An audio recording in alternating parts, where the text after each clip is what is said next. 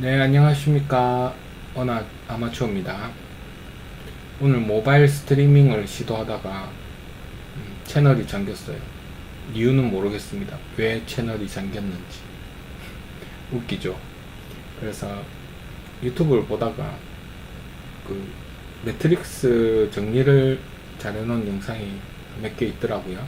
그래서 캡처를 해가지고 이건 그냥 순전히 저만의 그거예요. 저만의 생각이에요. 그냥 아마의 가설입니다. 가설 내가지고 한번 이게 실제 세상에서 적용됐을 때 어떻게 과연 이게 적용이 될 것인지 그냥 같이 한번 공부해보는 시간 갖도록 하겠습니다. 네, 요거는 순전히 아마의 가설입니다. 그리고 한 가지 말씀드리고 싶은 거는 제가 일상생활 하는데 이런 지금 제가 얘기하는 방송 해가지고 여기 올리는 이런 자료들이나 내용들은 우리 실제 생활할 때 거의 뭐 쓰임새가 어떻게 보면 없죠. 없고 뭐 쓸데없는 거일 수도 있어요. 그래서 너무 이쪽으로 빠지지 마시고 일상생활대로 잘 하시고, 이거는 심심하실 때 하기보다는 이거는 이거대로 또 가치가 있긴 하겠죠. 근데 이게 너무 이쪽으로 또 빠지는 것도 안 좋은 것 같아요. 그냥 잘 조절하셔서 공부하시기 바랍니다. 그럼 같이 한번 보실까요? 약을 먹고 강제적으로 의식을 되찾든 말이죠. 기계들의 입장에서 보면 이런 의식을 되찾는 사람들은 처리해야 될 오류이고 이를 하나하나 처리하는 것은 너무 소모적인 일이었기에 이런 의식을 찾은 사람들을 모아 한 번에 처리하는 시스템을 만들게 됩니다. 맞습니다. 이것이 바로 시온입니다. 조금 극단적으로 말해 시온은 매트릭스의 쓰레기통과 같은 역할입니다. 이와 관련된 대화가 매트릭스 2편에서 네오와 아키텍처, 즉 설계자 프로그램의 대화를 통해 직접적으로 나온 여기에서 시온이 나오죠. 시온이 나오는데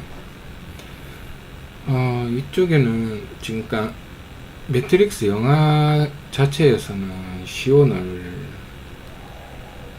그걸로 얘기하고 있어요. 쓰레기통.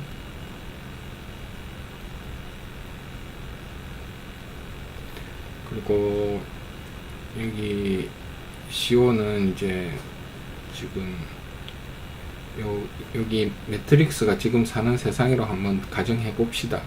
네, 가정을 해봤을 때 시온은 이제 깨어난 사람,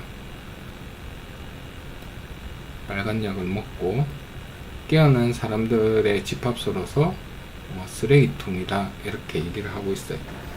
여기 이 사람은 이 매트릭스를 전체를 설계한 설계자죠. 설계자.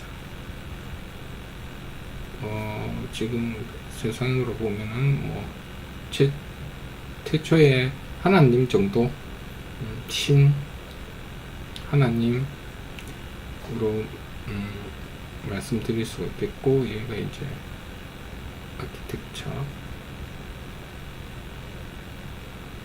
아키텍트라고 아키텍처 똑같은 프로그램에서도 이게 쓰긴 씁니다. 아키텍처고 계속 볼까요? 네, 의원 설명이 적고 어려운 표현을 많이 쓰기에 쉽게 이해하기가 어렵습니다. 그럼 네오가 구원자로서 갖는 의미는 무엇일까요? 시온은 한정된 공간이므로 사람들이 가득 차게 되면 불안정성이 높아지는데 기계들은 이때 시온을 비워줘야 합니다. 네오 우리 여기 컴퓨터 쓸 때 보시면은 컴퓨터 있죠.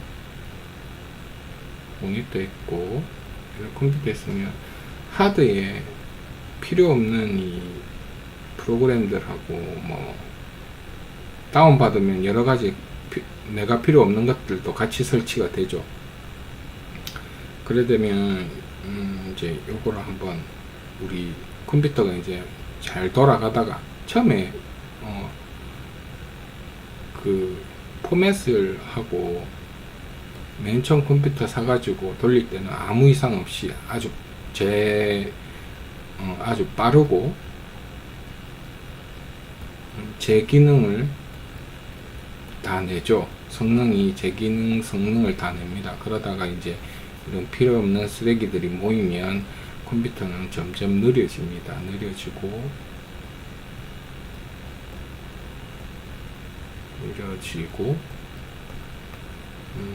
성능이 떨어지죠. 그럼 우리 어떻게 합니까?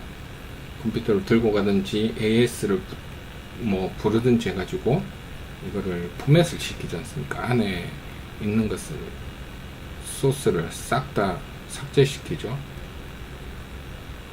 삭제하고 재부팅을 합니다. 그죠? 여기서 재부팅 나오는 게 요게 매트릭스 2편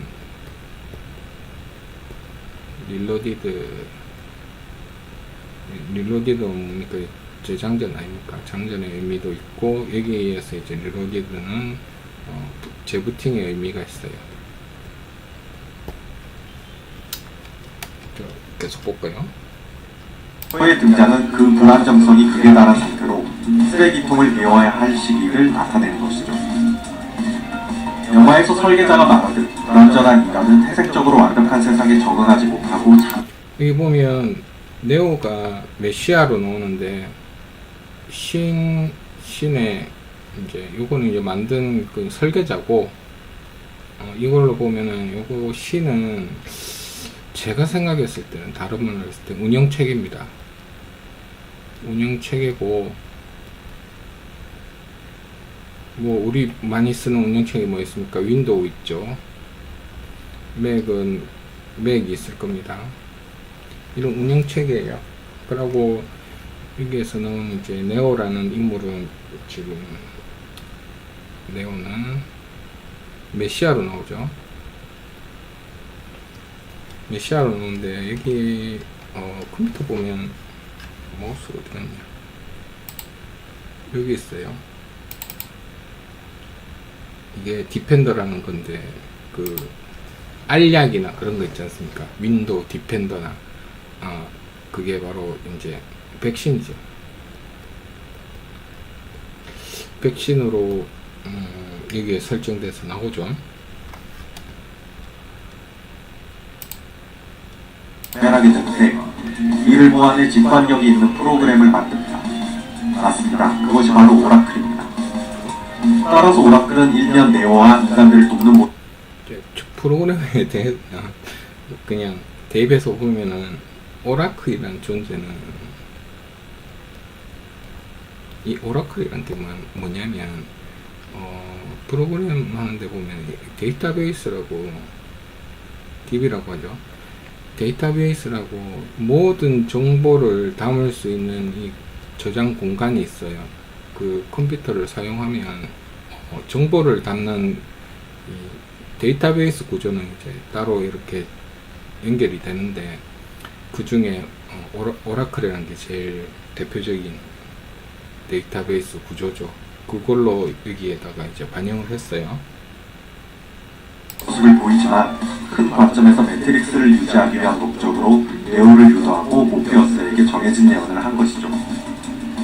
즉, 따지고 보면 오라클은 적군도 아군도 아닌 중립적 의미의 프로그램이라는 것입니다. 아무튼 불확정성의 극치로 변종인 네오가 탄생하여 아키텍처를 찾아오게 되면 인류 전체의 멸망과 시온의 멸망 사이에서 양자택일을 해야만 하죠. 이것이 이 편의 제목인 리로디드, 재장전, 재부팅을 의미합니다. 하지만 선대 5명의 네오들이 모두 인류 전체를 위한 선택을 한 것에 반해 네오는 트리니티를 위해 인류를 저버리게 되고 영화는 3편 에볼루션으로 이어지게 됩니다. 3편에서는 제목 그대로 기존의 인간과 기계의 관계에서 혁명적인 진전을 이루게 된다는 내용입니다. 그럼 세계관에 이어 마지막 챕터인 매트릭스에 깔린 사상과 철학, 종교적 의미에 대해 말해보겠습니다. 매트릭스는 사상의 백화점이라 불릴 만큼 다양한 철학, 종교, 사상적 의미가 들어가기도 했고 또 해석이 가능한 영화입니다. 국내외로 다양한 책이나 논문들이 영화 개봉 후 쏟아져 나왔고 그 안에는 플라톤의 동굴이론, 방금 보셨는지 모르겠는데 카피하는 장면이 나왔어요. 카피에 대해서도 제가 따로 한번 하려고 했었는데 이 카피란 게 공부할 만합니다. 이게 다 안 지워지면 카피는 보시면은 공중에 이제 스미스 요원 나오죠. 스미스 요원이 2편부터 카피를 하기 시작해요. 카피라는 거는 자기 원본 DNA에 저장 공간, 자기의 정보를 심어서 2세대, 3세대 이렇게 자기 고유의 정보를 대물림해 주는 거예요. 카피란 게. 카피는 일상생활에서도 다 하죠. 우리 엄마 아빠가 결혼해서 내려놨을 때 엄마 아빠의 카피본 아닙니까? 내가 그렇게 설명될 수도 있고 여러 가지로 이제 카피를 응용할 게 많은데 오늘은 간단하게 하고 넘어가겠습니다. 소크라테스 신탁, 데카르트 회의론, 사르트르 고토, 불교 마야 공사사, 호적지목, 노라와 노장 사상 등 동서양을 아우르는 다양한 철학 개념들을 빗대어 재미있는 해석들을 내놓았습니다.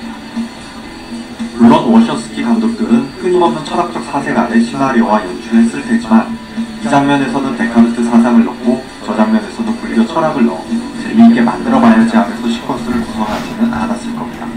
말도 안 되죠. 또 위에 열거한 사상들을 모두 이해하기도 어렵거니와 그럴 필요도 없습니다. 단, 워셔스키 감독들이 영화에서 직접적으로 드러내거나 그 본질을 관통하는 철학적 사유가 있는데 근대 인식론과 모두리 여기에서 인식론과 인식론 나옵니다. 인식론과 시뮬라시옹 나오죠.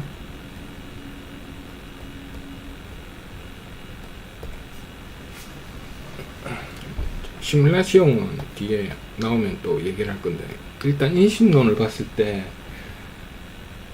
인간이 인식 가능한 프레임 수가 있어요. 그게 120프레임까지 볼 수가 있다 하죠. 인간의 인식 가능한 프레임 수입니다. 그럼 120프레임 우리가 보통 유튜브나 이런데 카메라로 촬영해서 프레임을 찍지 않습니까? 그러면은 앞에 처음에 이제 유튜브 활성화 되기 전에는 보통 29.9 프레임 그 다음에 30프레임을 많이 사용을 했어요. 우리 텔레비에서 일단 보는 게 거의 다 29.9 아니면 30프레임 이거였어요. 근데 지금 좀 더 영상을 부드럽게 보기 위해서 60프레임까지 쓰죠. 게임 같은 경우에 요새 유행하는 게임 배틀그라운드 이런 거 보면은 60프레임으로 많이 되어가 있죠. 이게 훨씬 더 부드럽게 볼 수가 있으니까 이제 머리도 안 어지럽고 구토 현상도 별로 없고 그래서 이제 60프레임 편안하게 볼 수 있는 그 프레임 수가 60프레임이고 일상생활 자연적으로 이제 사람이 눈으로 봤을 때 제일 많이 볼 수 있는, 그러니까 최대한으로 볼 수 있는 프레임 수가 120프레임입니다. 초당 120개의 사진을 볼 수 있다는 의미로 해석될 수 있습니다. 초당 120개의 사진을 볼 수 있다. 이 사진이 시간대별로 1초, 2초, 3초 넘어가면서 이렇게 여러가지 사진을 연달아 시간적으로 보면서 이거를 우리가 영상으로 보게 되는, 영상으로 인식하게 되는 거죠. 영상으로 인식 또는 착각, 인식이나 착각 되겠습니다. 지우고, 사람이 인식, 그러니까 보면 이게 1초입니다. 이게 10초예요. 이게 100초입니다. 이렇게 딱 껐을 때 1초, 10초, 여기 현재 내가 있다. 현재 시간에서 제가 뭐 말을 하지 않습니까? 여러분 안녕하세요 했을 때 순식간에 1초 지나가지고 그럼 여러분 하면서 이 여러분이 1초 지났으니까 벌써 지금 말한 거는 과거가 돼 버립니다. 그죠? 그리고 이제 요거는 아직 얘기하는 내가 생각하고 있는 거, 내가 생각 중인 거는 이게 미래가 됩니다. 그죠? 요 중에 이제 뭘 생각해서 내가 행동에 옮길지는 선택이 되겠죠. 초이스. 여기서 말하는 초이스입니다. 선택이 되겠고, 우리는 매 순간 과거를 만들어냅니다. 매 순간. 지금 이 순간에도 저는 과거를 만들어내고 있죠. 지금 점점 요거는 계속 우리가 일직선적인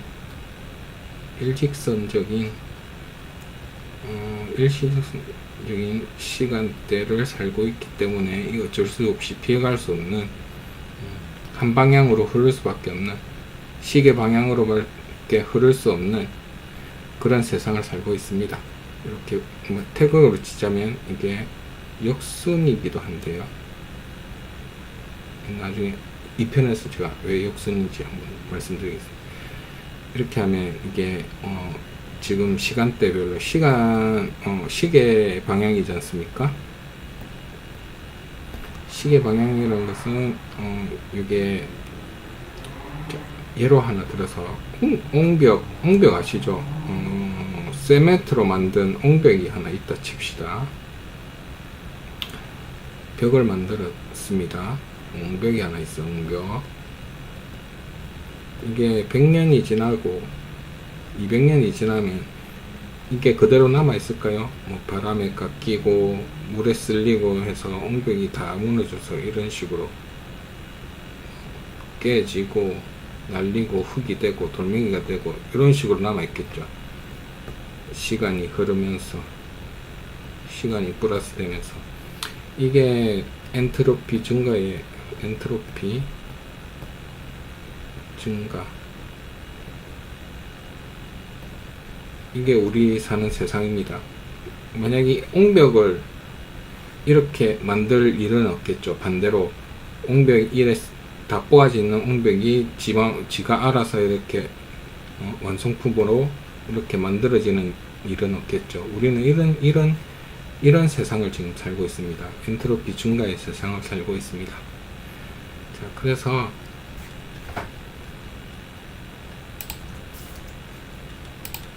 아이고 이것도 중지가 됐네요.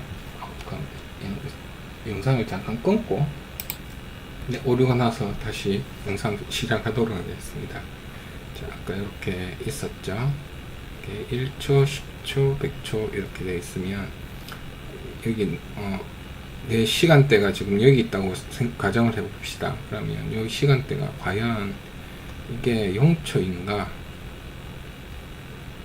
0초인가? 그러면 0초면은 우리가 사람이 제가 이 세상에 존재한다고 할 수 있을까요?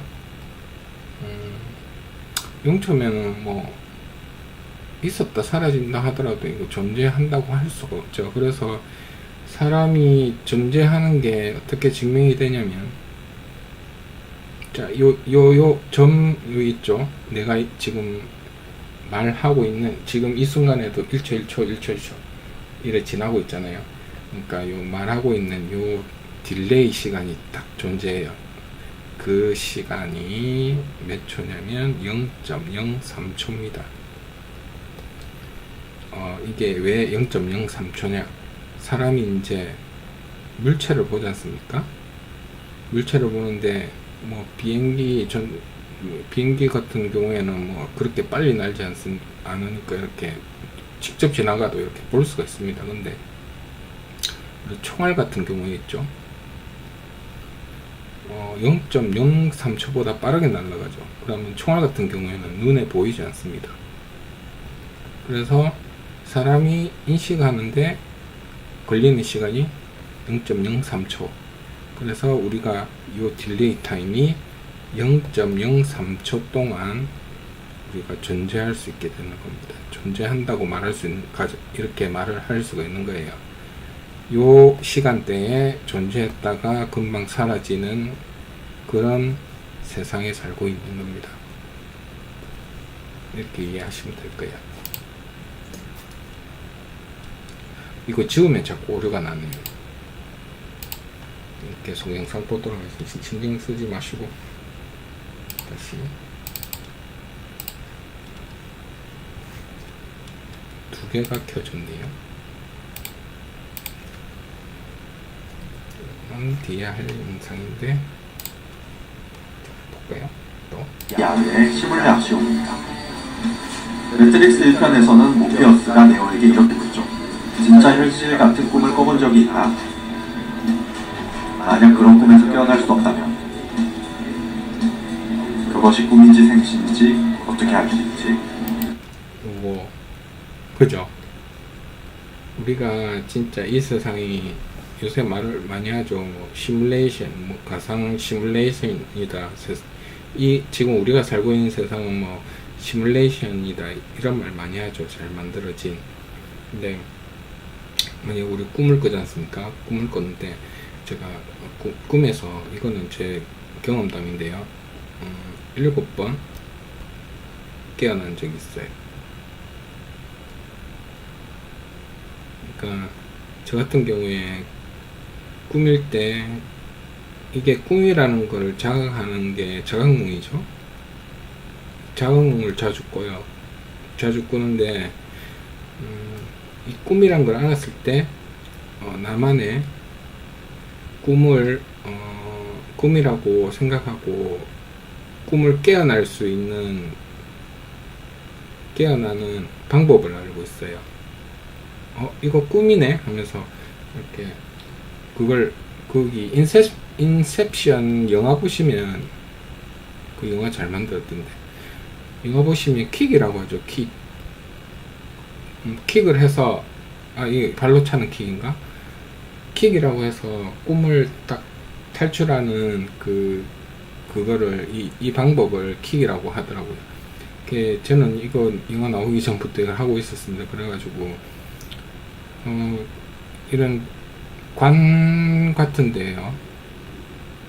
빛이 이래 있고요. 제가 이래 누워 있습니다.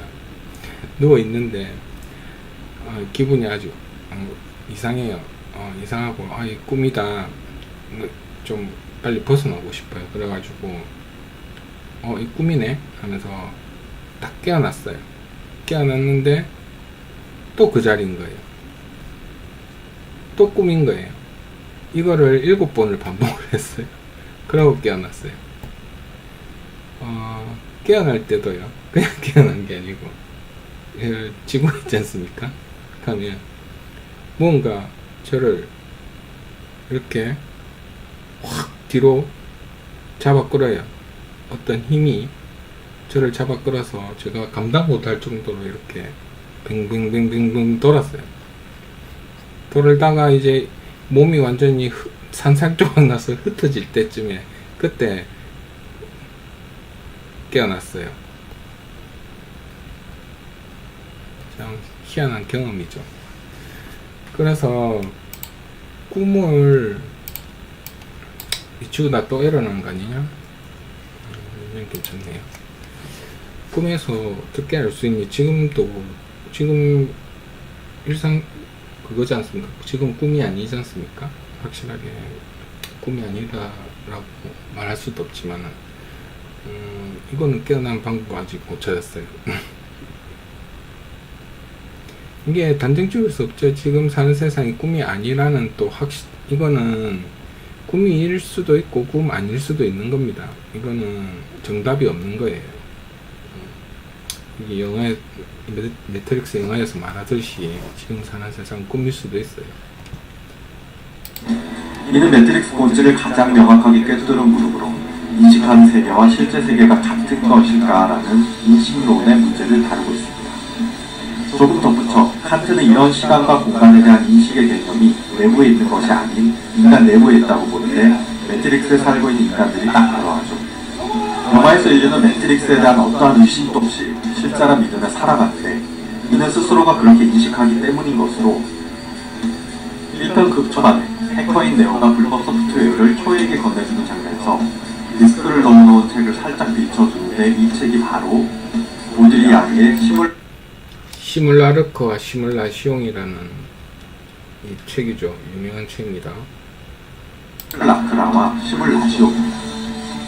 이 시뮬라시옹을 영어로 하면 시뮬레이션이며 잘 알듯 어떤 복잡한 과정을 대신해 비슷하지만 단순한 모델을 통해 수치적 물리적 결과를 얻는다는 뜻입니다. 이 개념이 인문학으로 넘어오면서 언어적으로 설명되는데 예를 들어 설명하며 우리는 구형 모양의 빨갛고 상큼하면서도 달달한 이 물체를 기호로서 단순하게 사과라고 부릅니다. 즉 어떤 개념이나 물체는 사과라는 기호에 1대1로 직접 연결되어 있죠. 하지만 현대로 오면서 기호들은 실제 개념이나 물체를 벗어나게 되고 있지도 않은 허상을 나타내기에 이릅니다. 또 우리는 이 허상을 실제처럼 받아들이는데 이것을 시뮬라시옹 철학으로 앞서 설명한 이신동 이게 이제 시뮬라시옹 철학입니다. 과 같이 허상이 실제 현실을 대체하는 개념 하이퍼리얼리즘 즉 초현실이며 매트릭스는 이런 초현실 세계의 궁극체라 말 방금 여기 나 초현실 나왔죠. 있지도 않은 허상을 나타내기에 이릅니다. 또 우리는 이 허상을 실제처럼 받아들이는데 이것을 시뮬라시옹 철학으로 앞서 설명한 이신동과 같이 허상이 실제 현실을 대체하는 개념 하이퍼리얼리즘 여기 나왔습니다. 현실과 현실의 복제를 구별하는 것이 불가능해지는, 이게 조만간 이제 우리 세계도 아마 나타날 거예요. 왜냐하면 인공지능이 나왔지 않습니까? AI 안드로이드 기반, 그죠? 이제 이게 나타남으로 해서 실제 이런 세상이 올 거예요. 아니면 이런 세상 안에 살고 있다고 할 수도 있어요. 아니면 여기서 나오는 진짜 여기 지금 매트릭스가 6번째 매트릭스예요. 근데 우리가 지금 이 6번째 매트릭스를 살고 있는 거일 수도 있어요. 마지막 앞에 몇 번에 이제 성경에서 보면, 구약하고 신약에 보면은 몇 번 세상이 종말했다가 다시 태어나죠.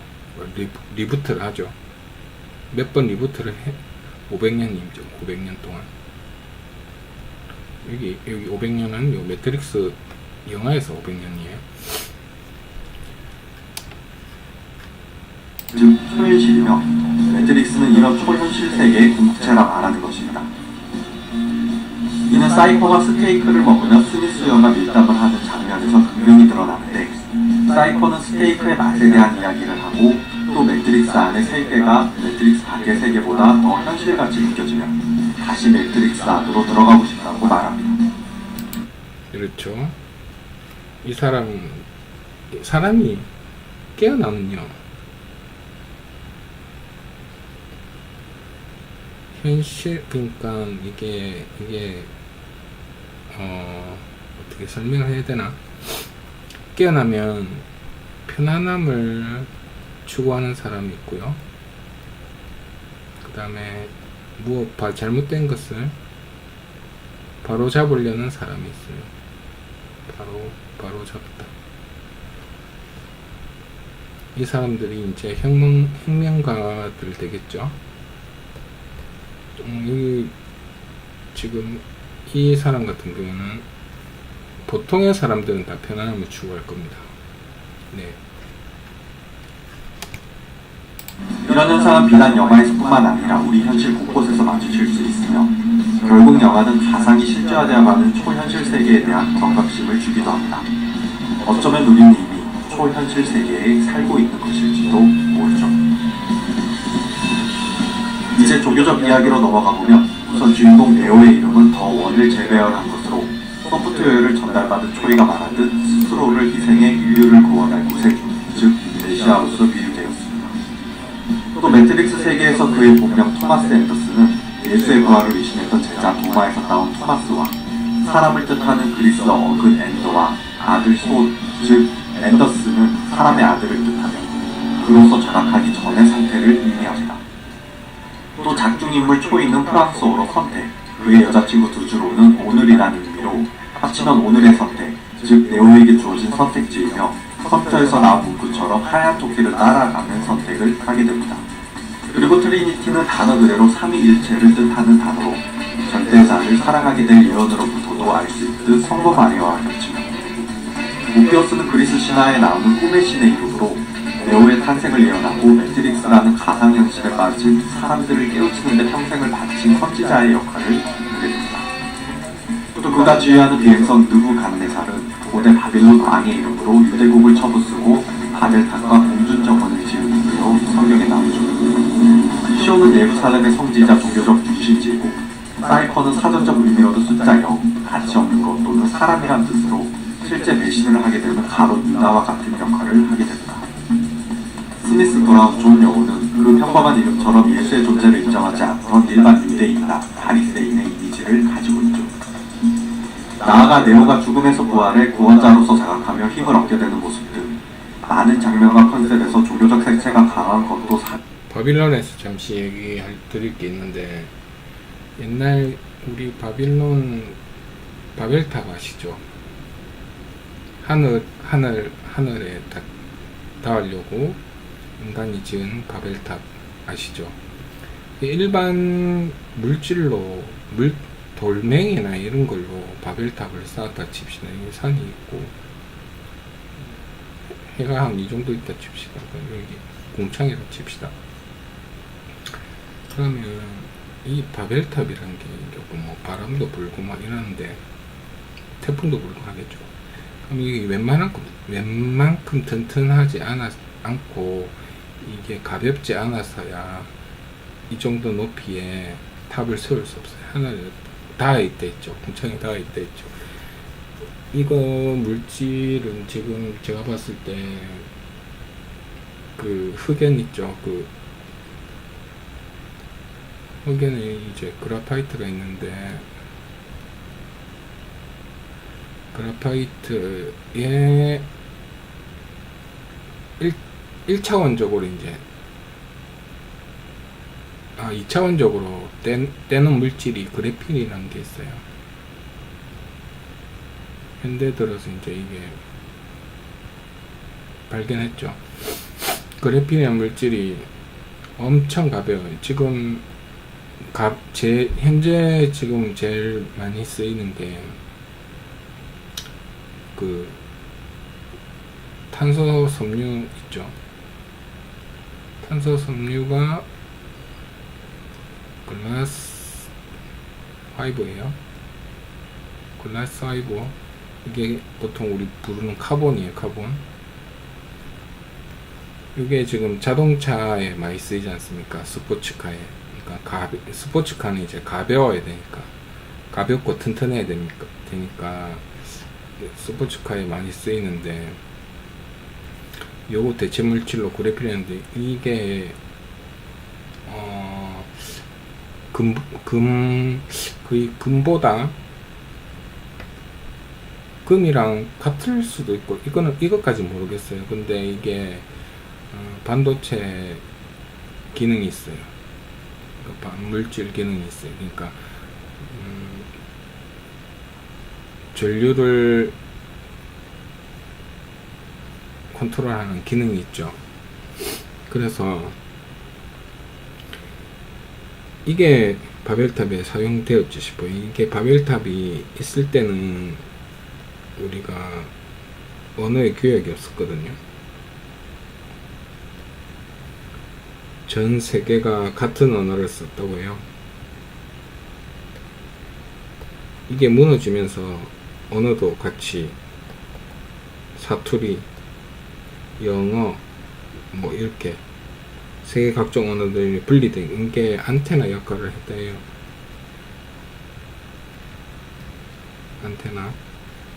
안테나 하면 우리 방송 보면은 우리 요새 어린이들 있지 않습니까? 어린이들 보면 뭐 타지에 산다 해도 뭐 저 같은 경우에 부산에 살지만 경상도 사투리 엄청 씁니다. 그죠? 지금도 쓰고 있죠.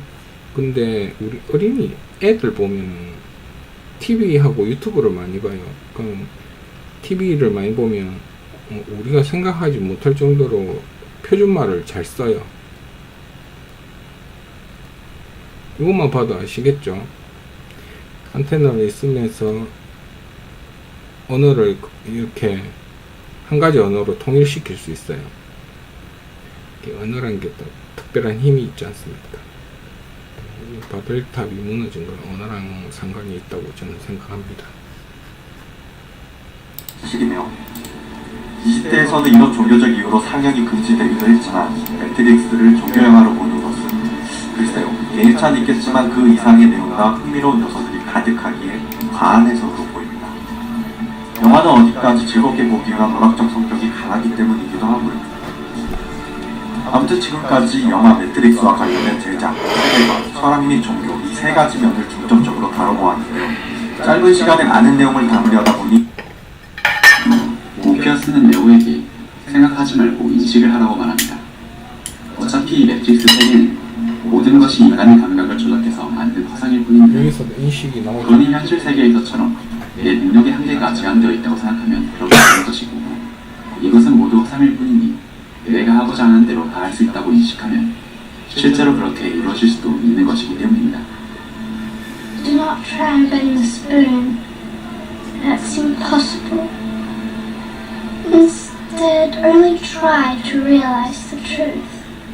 What truth? There is no spoon. 여기서 인식이란 게 나오죠. 인식이란 게 우리 인간의 뇌에 있지 않습니까?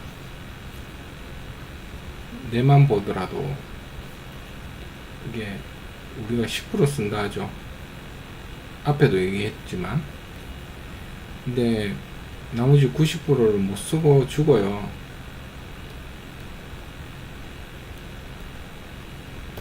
그러면 우리가 인식이란 걸, 이게 인식이 다시 말해서 확장이 될 수도 있고, 각성이라죠. 각성. 뇌각성. 뇌각성이 일어나면 이 제한이 뇌에 걸려있는 리미트가 풀려버립니다.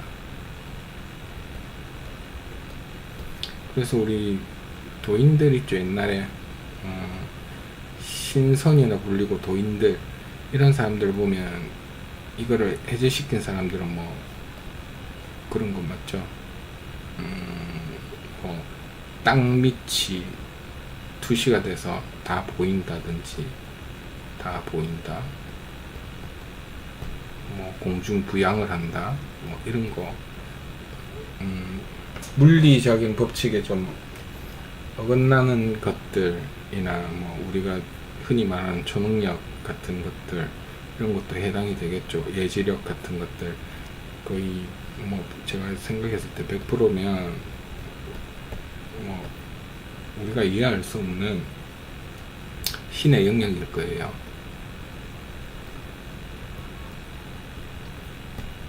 요걸 각성하기까지는 엄청난 노력이 또 필요하겠죠.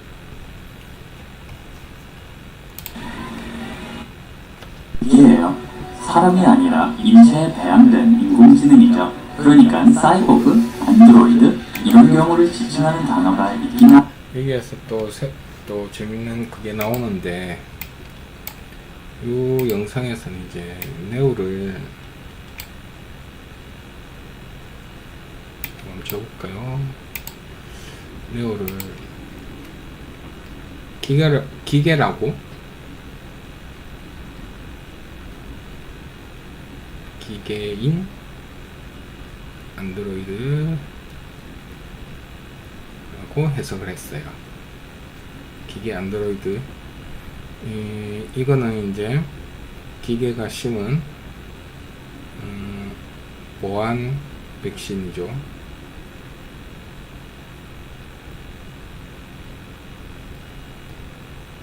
그리고 이거는 루트예요. 최고 관리자의 영역이죠. 영역. 그래서 이 네오가 가지는 힘은 이 OS 운영체제 자체를, 우리 세계 살고 있는 OS 운영체계 자체를 완전히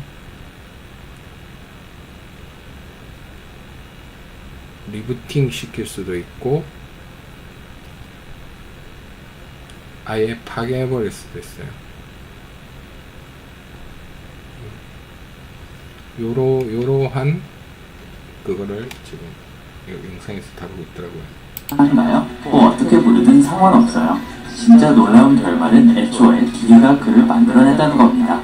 좋아요. 다시 정리해보자고요.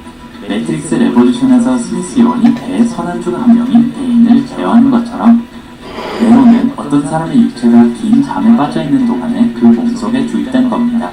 그리고 모피어스가 상징적인 붉은 알약으로 그를 깨우면 더 원의 알고리즘이 작동. 여기에서 생각의 전환을 해가지고요, 제가 한번 생각의 전환을 해보겠습니다. 요거 줄 끄고 바꿔서 생각의 전환 해봅시다. 자, 요거 좀 어떻게 얘기를 해야 될까? 자, 우리가 죽은 후에 우리가 죽으면 어떻게 되는지 아무도 모르죠. 그건 죽어야만 아는 거 아닙니까? 그러면 지금 뭐 부모님도 있을 거고 다른 가족들도 있을 거고 아는 사람들도 있을 거예요. 그러면 이게 시간이라고 칩시다. 그럼 내가 이렇게 살다가 같이 살겠죠. 살다가 이 시점에 죽었어요. 그러면 내가 죽고 이 세계는 계속 이렇게 과연 돌아가는 것인가? 요 시점에서 보면은 요 생각의 전환을 해가지고 바꿔서 생각을 했을 때 내가 태어남으로 해서 세상이 펼쳐지는 거예요. 그래서 이 연관관계에 있던 사람은 내가 태어남으로 해서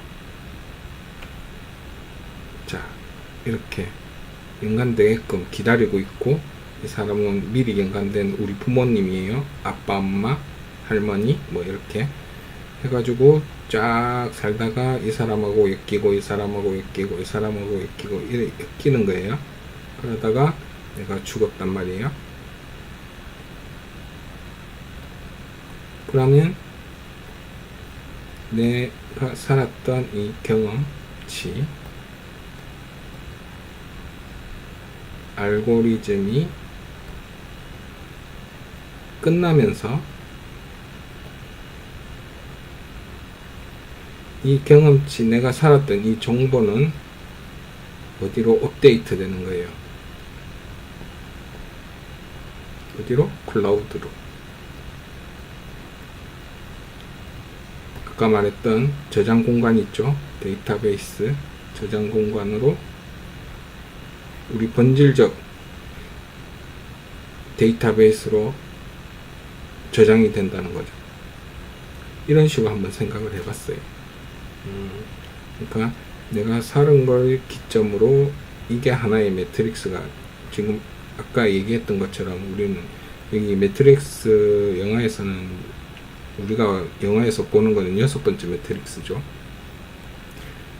그러니까 내가 첫 번째 매트릭스에서 이런 경험을 하고 다음 이게 저장되고 다음에는 어떻게 살아야지 해서 두 번째 매트릭스에 또 와서 똑같은 경험을 하고 또 이게 또 저장되고 계속 보완을 해 나가는 거죠.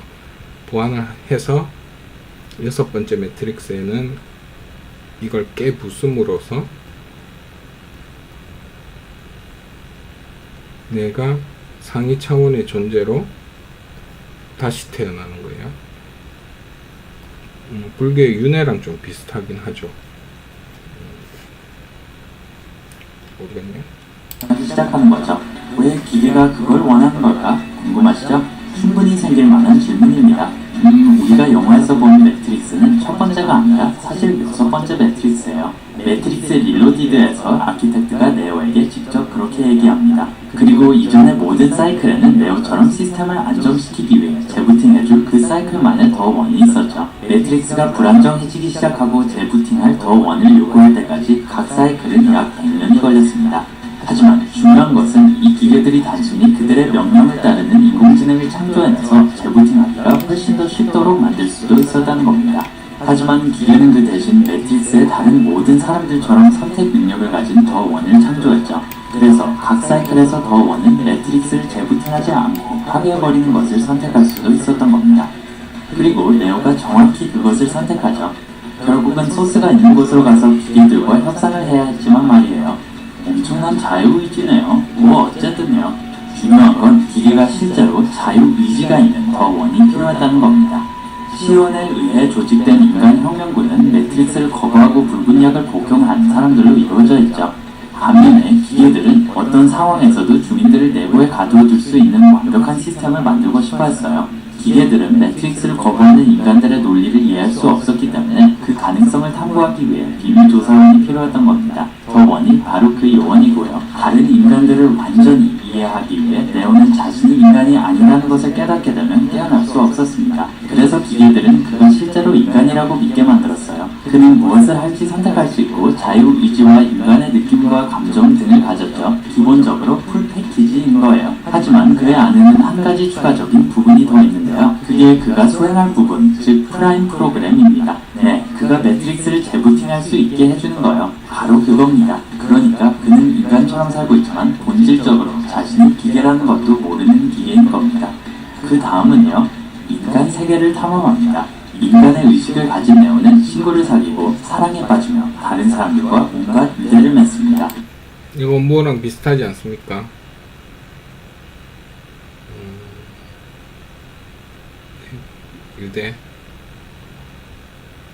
유대교 비슷하죠? 예수의 삶이랑 좀 비슷하지 않습니까? 그러는 동안 기계들은 이 모든 것을 추적하고 데이터를 수집합니다. 앞서 말했듯이 그들은 일부 사람들의 행동 논리를 이해할 수 없었기 때문에 네오를 관찰하면서 그가 매트릭스를 재시작하기 위해 소스에 오기를 기다립니다. 일단 그가 소스에 오게 되면 그들은 그에게서 모든 정보를 추출할 수 있고 자, 소스란 게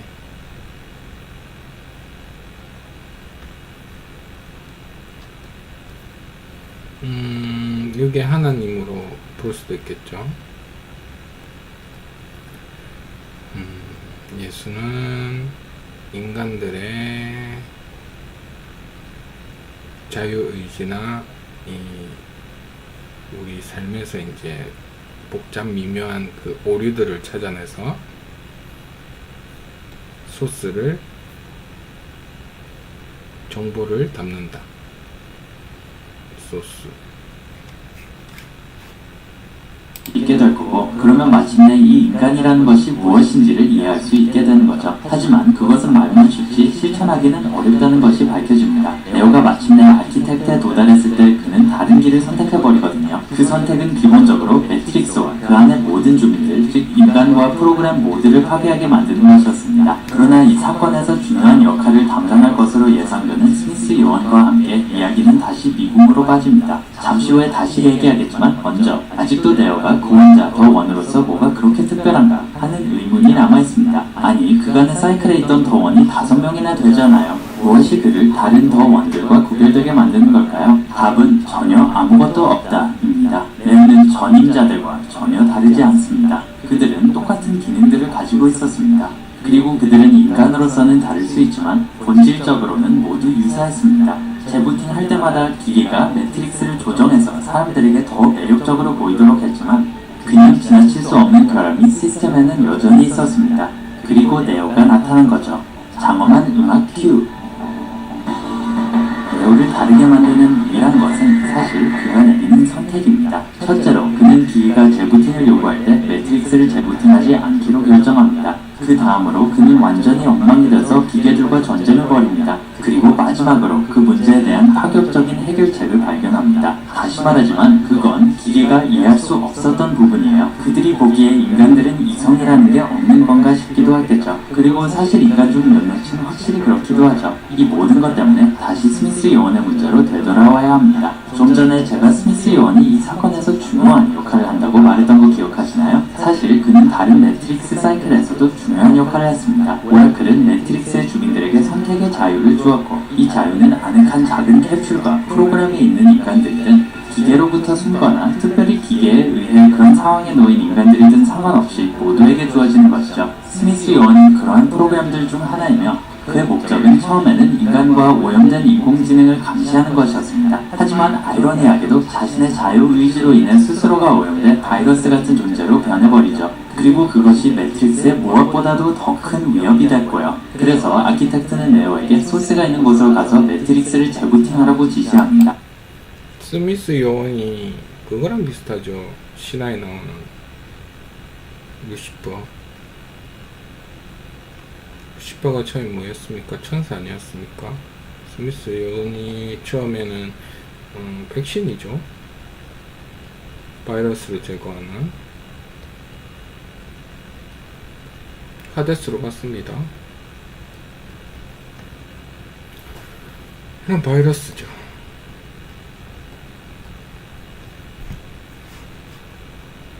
아키텍트는 네오가 자신의 말에 따르지 않을 때 일어날 일을 두려워하거든요. 하지만 네오는 슈퍼맨처럼 트리니티를 구출하느라 모든 것을 망치고 한편 인류의 운명도 얼떨결에 봉인합니다.